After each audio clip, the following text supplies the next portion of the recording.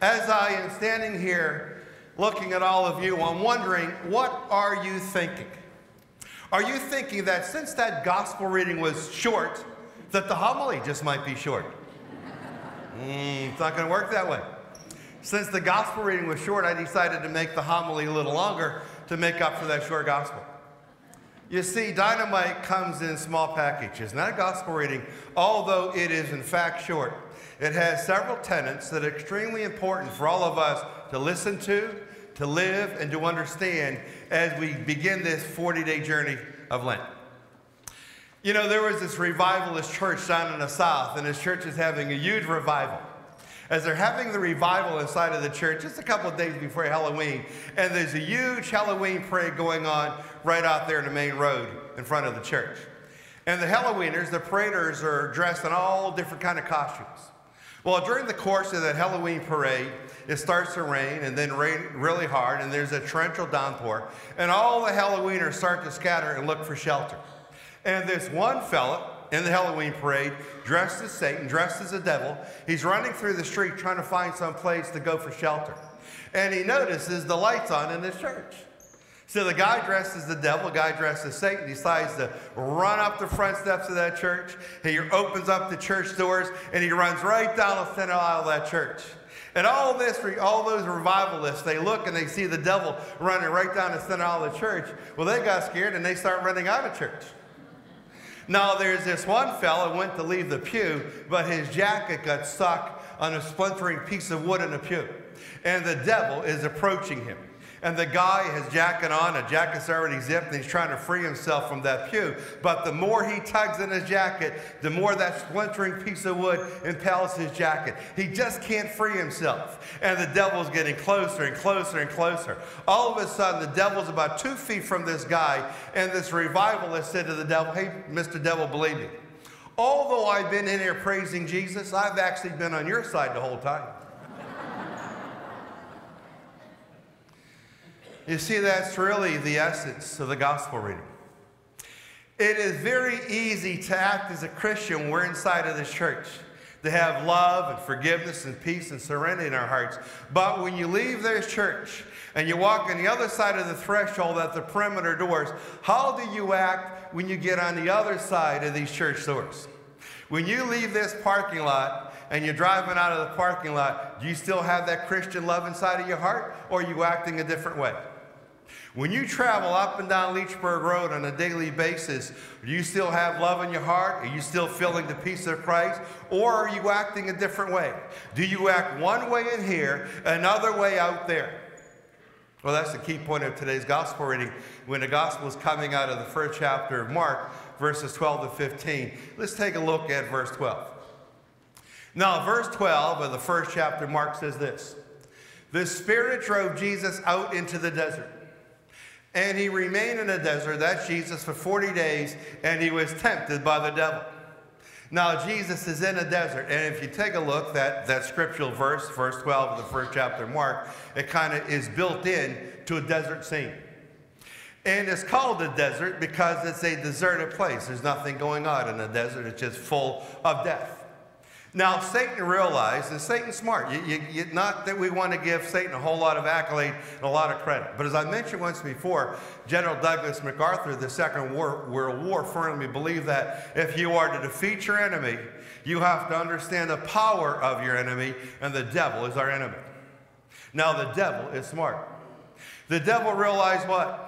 The devil realized if he's ever going to be able to seduce Jesus, to tempt Jesus successfully, he's going to do it out in the desert, where Jesus is lonely, he's by himself, he's worried, he might be looking for comfort. And Jesus realized when he's out in the desert, Jesus realized at that early point what God our Father, God his Father, is going to ask him to do. The devil realized if I can get into the mind of Jesus, I can make Jesus mindful of me. And he'll no longer be focused on God our Father. You see, the devil realized that seducing Jesus would work out in the desert. So 24 hours a day, for 40 days straight, the devil attempts to seduce Jesus. And for 24 hours a day, 40 straight days, the devil keeps saying, "No, Jesus keeps saying no to the devil. There's no way I'm ever going to be on your side. I'm on God's side. Now, this is the first weekend of Lent. Our 40-day journey of Lent is just really getting started right now.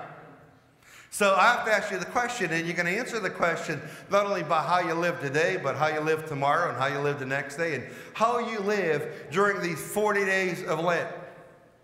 Who are you going to follow? Are you going to follow God, Jesus, or are you going to follow the devil? The next time you are cunning rather than kind, who are you following? God or the devil? The next time you are promiscuous rather than pleasant, who are you following? God or the devil? The next time you are greedy rather than gracious, who are you following? God or the devil? The next time you are sinful rather than sincere, who are you following? God or the devil? The next time you complain rather than offer compliment, who are you following? God or the devil? You see, there's a simple, powerful little message in that short little gospel reading, but it means so much. Jesus was out in the desert. He was tempted by Satan for 40 straight days. Satan will not leave you alone. And here's the guarantee is this. The closer you try to get to God and Jesus Christ, the more the devil's going to try to pull you away. You might be saying to yourself, Father Ken, I remember there was a time in my life that I could care less. I could care less about church and I could care less about God, and the devil never bothered me. That's true, because he didn't have to. Why? Because he knew where he had you. He had you turned away from God. I'm not going to put my effort on someone who's already said no to God. I'm going to put my focus, my effort on someone who's trying to get close to God. That's where I'm going to put my effort. That's where I'm going to put my work. So if you're saying to yourself, I want to make these 40 days special, but the more I try to be nice and the more I try to be gracious and the more I try to be pleasant and the more I try to compliment, the more I try to be sincere, I could just feel the devil. This guy keeps pounding on me. Why is that? Because the last thing he wants is for you to get close to God. The last thing the devil wants is for you to get close to Jesus Christ. You know, that man inside of that revivalist church, when the devil approached him, said, devil, believe me. Although I've been in here praising Jesus, I've been on your side the whole time. So I ask you, whose side are you on?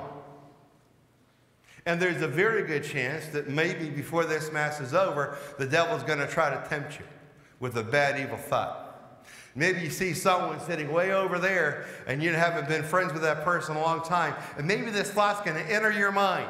You got to get rid of it. You got to say, devil, no. It's not going to happen. Devil, I say no to you, and yes to Christ. So I leave you with this little piece of homework. As we travel these 40 days, and the devil does his best to tempt you, seduce you, and turn you away from God, what are you going to tell the devil? Devil, I'm in this church, and guess whose side I'm on? I'm on God's side. And when you're outside of this church and the devil tries to tempt you, you got to say to the devil, devil, no. I'm a Christian. I'm a Catholic. It isn't going to happen, devil, because I will never, devil, be on your side. I will always, always, always do my best. I might fall a few times, but when I do, I got to get up and brush off my pants. I might fall a few times, devil, but I'm always going to be not on your side. I'm going to be, for these 40 days and for the rest of my life, I'm going to be on his side.